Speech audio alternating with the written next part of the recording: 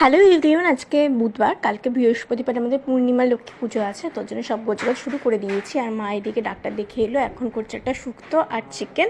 আর আমি স্নান টান করে নিলাম, করে এইবার শরীরটা খুব অসুস্থ, সারাদিন তো শুয়েই ছিলাম, মারা যখন ডাক্তার দেখাতে গেছিলো।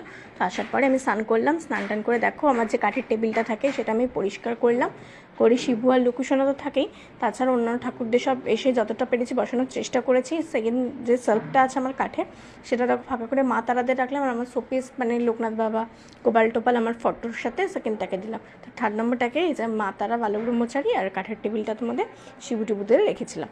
তবে যতটা পেরেছি ঠাকুর রেখেছে। আর যেহেতু মা সরস্বতী আর শ্রীগুরু দেব ধরেনি, শুধু ওরা সিংহাসনের উপরেই রয়েছে। তো তারপর একটু চিকেন খাওয়া দাওয়া করে একটু রেস্ট নিলাম, তো একটা সানডে সাসপেন্স শুনছিলাম। আর তারপর চলে এসেছি সন্ধ্যাবেলা গোছগাছ করতে। তো মোটামুটি বাসন কোসনগুলো সব আলমারি থেকে বের করে নিয়েছি। আর ধুব্বো, বেলপাতা সব কিছু বেছে রেখে দিয়েছি জলে চুবিয়ে।